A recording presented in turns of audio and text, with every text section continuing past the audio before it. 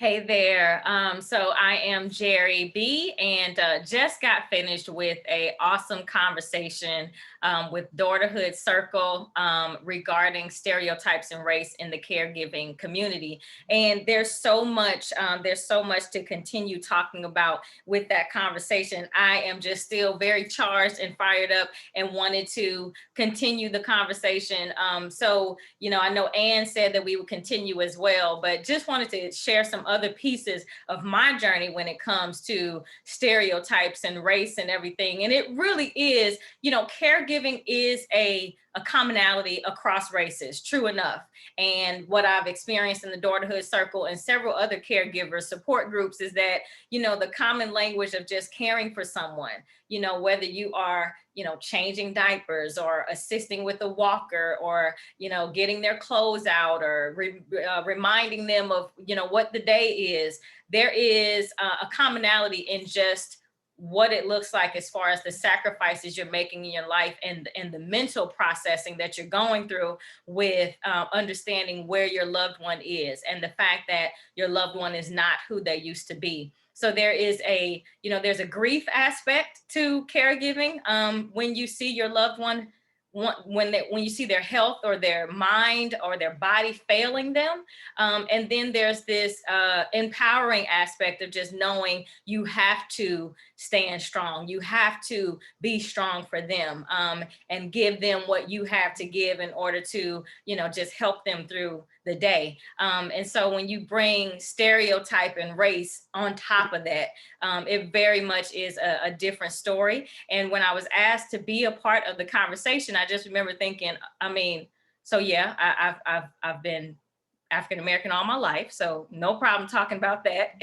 And this caregiving journey, I've just always felt like, yes, it's worth sharing because there are so many of us who feel shamed or feel burdened or feel like it's not worth talking about because everybody's not going through it. And it's true that everybody's not going through it, but for those who are, it helps to know, it's refreshing to know that there's someone else you can talk to, that there's someone else who is sharing in this new challenge in life, this new part of your life that you have added and that you are carrying. And so the journey is not pretty all the time, and as I was even preparing to be a part of the conversation today, knowing that I was representing the caregiver world, daughterhood, family caregivers, to put on earrings and a necklace and bracelets and, lip gloss and everything. It's like, this ain't caregiving. This ain't what caregiving looks like. But for the sake of the video, okay, great. We'll do this for the video, but this ain't what caregiving looks like. So, when I think about just trying to do the best for my dad and to make sure that there's some type of quality of life for him, when you are faced with obstacles and hindrances that don't allow you to do that as freely as you would like to, it's discouraging, it's frustrating, it does make you feel like, okay, I'm out here by myself and I have to figure this out because who I thought would help, the healthcare industry, the Office of Aging, and all of these different departments and institutions and agencies that are out here. Okay, well, they failed me.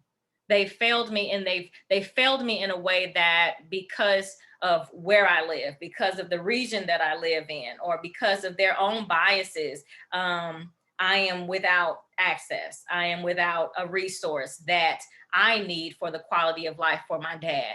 And I shared, a story about the challenges of just medical transportation for my dad at a time where physical therapy was needed and it was necessary, and he needed to get to his physical therapy appointments. And to my surprise, I learned very quickly that there was only so many medical transportation trips available through his insurance at that time.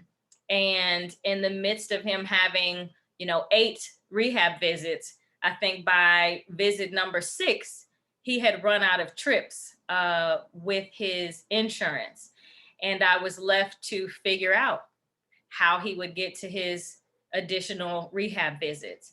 And in talking to other people, they were like, well, just, call the insurance and ask for, a couple of more visits to get him, through his rehab,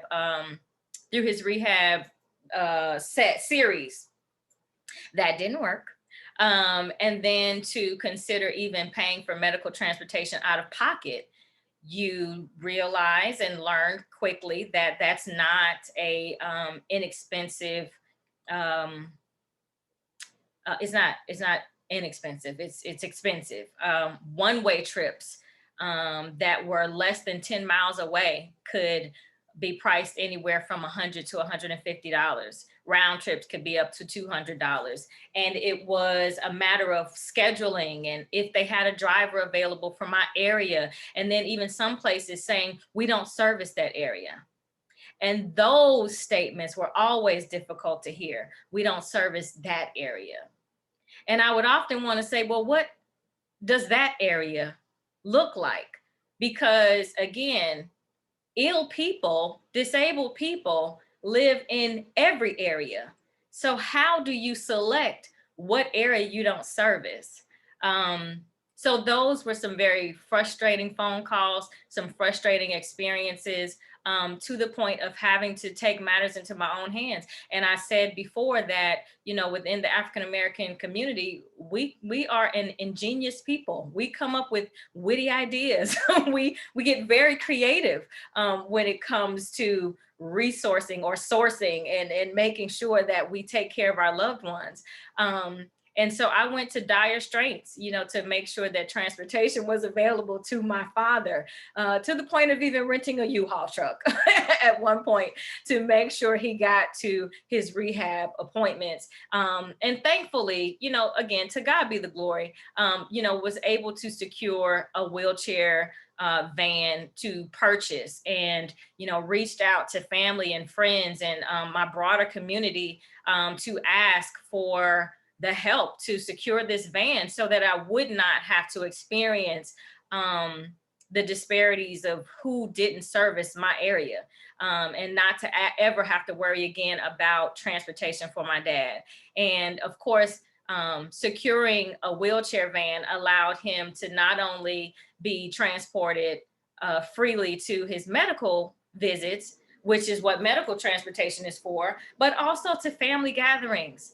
Also to take him out on his birthday and, take him to the lake where he loved to be and, just other ways of enhancing his quality of life. And that was another thing that we didn't have access to when it came to medical transportation or these trips that were provided through his insurance. They were only for medical transport. They would only take him to doctor's visits. And so just getting him out of the house, letting him get fresh air, that was not possible. And so being able to obtain and secure a wheelchair van allowed us that freedom and liberty as well to just take him out when I wanted to. Take him out for the sake of just getting out of the house, getting out of his room, letting him see a different environment, getting some fresh air and some vitamin D. And so there has been several different experiences over these years of caregiving that has made me laugh, made me cry, made me very frustrated, made me grieve, made me feel very discouraged about the healthcare system and the treatment of our elders and our seniors and our disabled community. And it definitely allows you to grow in the area of empathy and sensitivity when it comes to our elders and our disabled, regardless of race. But we can't, as an African American, I can't not ignore that there are stereotypes and isms and biases that I experienced, that my dad experiences because of the color of our skin. So while we can stand in another race, stand in another skin color and say, oh, it's not that bad, or, oh, come on, it happens to all of us. Some things do happen to all of us. Other things happen because of the color of our skin.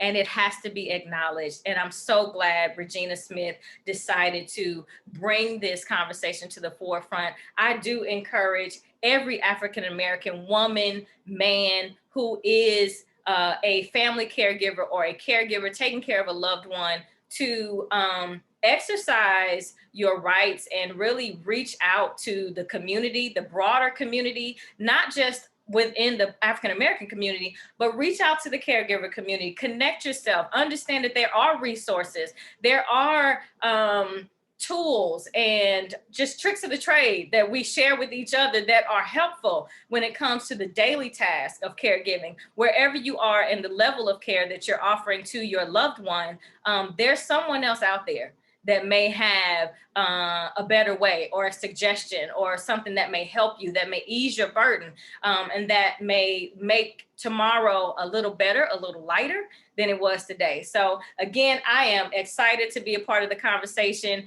I am appreciative of Regina Smith bringing this to the forefront. I'm thankful to Anne for allowing the platform. And I am, I'm charged to continue the conversation. So again, I will sign off with this little rant of mine, but I'm excited and I appreciate the opportunity to be a part of the conversation. So from my home to yours, from my heart to yours, I thank you and continue your journey. Know that you're not alone.